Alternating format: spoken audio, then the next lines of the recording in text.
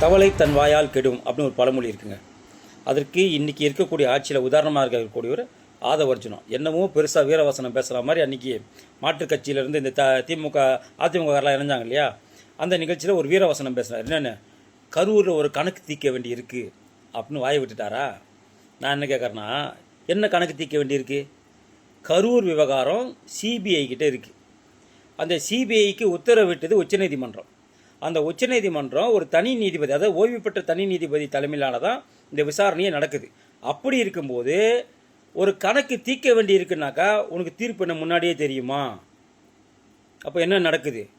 அது மட்டும் இல்லாமல் அங்கே இருக்கக்கூடிய 41 பேருக்கு நான் அரசாங்க வேலை கொடுக்குறேன்னு உங்கள் முதல்வர் அறிவிச்சிருக்கிறாரு. அது என்ன லஞ்சமா? ஏன்னா அந்த 41 பேர் தான் சாட்சி. அங்கே என்ன நடந்தது ஏது நடந்ததுக்குன்னு அந்த 41 பேர் குடும்பம் தான் சாட்சி. ஒருவேளை அந்த குடும்பத்துக்கு அரசு வேலை கொடுத்து உங்கள் மேலே தப்பு இல்லைங்கிறதுக்காக லஞ்சம் கொடுக்குறீங்களா அப்படின்னு ஒரு கேள்வி வருமா வராதா? இப்போ எந்த அடிப்படையில் நீங்கள் கணக்கு தீர்க்கப்படும் சொல்கிறீங்க? அப்போ கணக்கு தீர்க்கப்படும்னா நீங்கள் எது புது விசாரணை நடத்த போகிறீங்களா?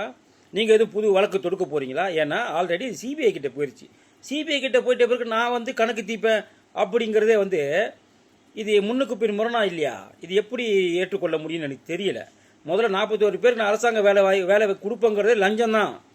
அவங்க இந்த கேஸோடைய முக்கிய சாட்சிகளுக்கு நீங்கள் ஏதோ அவங்களுக்கு பணம் கொடுத்து வேலை கொடுத்து அந்த சாட்சியை கலைக்கிறீங்கன்னு அர்த்தம். அப்போ அதைத்தான் விஜய் செய்கிறாரா? அப்போது இந்த முழுக்க இந்த கரூர் சம்பவத்துக்கு மூல காரணமாக உங்கள் மேலே தான் இருக்குது பிரச்சனை, நீங்கள் தான் தண்டனைக்குரிய நபர்கள் என்று தெரிந்ததன் காரணமாக அவங்க லஞ்சம் கொடுத்து அவங்கள மாற்றி சாட்சி சொல்ல வைக்கிறீங்களா? செந்தில் பாலாஜிக்கு எதிராக சாட்சி சொல்ல வைக்க போகிறதுக்காக தான் இந்த அரசாங்க வேலையை கொடுக்க போகிறீங்களா? அதுக்காக தான் நீங்கள் அந்த மீட்டிங்கில் ஒரு பழி தீர்க்க வேண்டிய வேலை இருக்குன்னு சொல்கிறீங்களா? அப்படிங்கிற ஒரு ஐயப்பாடு இன்றைக்கி எல்லார் மத்தியிலுமே வந்திருக்கு. எனவே விஜய் அவர்களே, இந்த ஆதவர்ஜுனாவை மட்டும் நீங்கள் பேச விட்டீங்கன்னு சொன்னாக்கா ஆட்சிக்கும் சரி உங்களுடைய அனைத்து விஷயங்களுக்கும் ஆபத்து அவர் தான். எனவே அந்த வாயை கொஞ்சம் மூடி அடக்கி வைக்க சொல்லுங்கள், அதான் உங்களுக்கு நல்லது.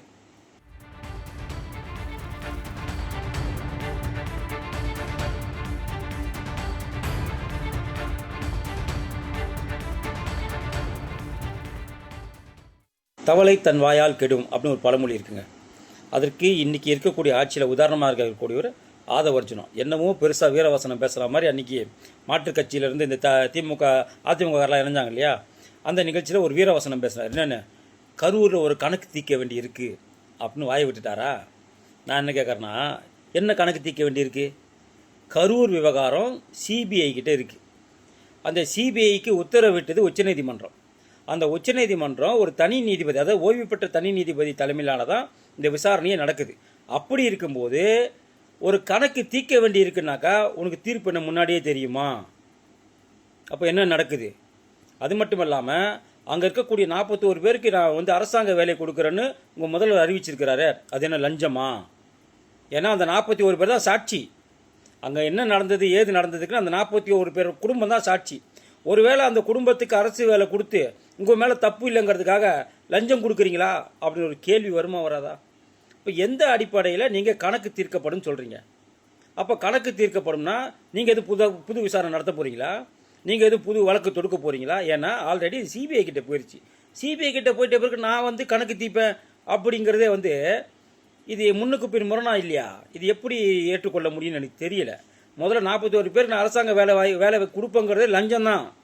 அவங்க இந்த கேஸோடைய முக்கிய சாட்சிகளுக்கு நீங்கள் ஏதோ அவங்களுக்கு பணம் கொடுத்து வேலை கொடுத்து அந்த சாட்சியை கலைக்கிறீங்கன்னு அர்த்தம். அப்போ அதைத்தான் விஜய் செய்கிறாரா? அப்போது இந்த முழுக்க இந்த கரூர் சம்பவத்துக்கு மூல காரணமாக உங்கள் மேலே தான் இருக்குது பிரச்சனை, நீங்கள் தான் தண்டனைக்குரிய நபர்கள் என்று தெரிந்ததன் காரணமாக அவங்க லஞ்சம் கொடுத்து அவங்கள மாற்றி சாட்சி சொல்ல வைக்கிறீங்களா?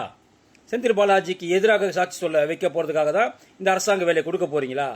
அதுக்காக தான் நீங்கள் அந்த மீட்டிங்கில் ஒரு பழி தீர்க்க வேண்டிய வேலை இருக்குன்னு சொல்கிறீங்களா? அப்படிங்கிற ஒரு ஐயப்பாடு இன்றைக்கி எல்லார் மத்தியிலுமே வந்திருக்கு. எனவே விஜய் அவர்களே, இந்த ஆதவர்ஜுனாவை மட்டும் நீங்கள் பேச விட்டீங்கன்னு சொன்னாக்கா ஆட்சிக்கும் சரி உங்களுடைய அனைத்து விஷயங்களுக்கும் ஆபத்து அவர் தான். எனவே அந்த வாயை கொஞ்சம் மூடி அடக்கி வைக்க சொல்லுங்கள், அதான் உங்களுக்கு நல்லது.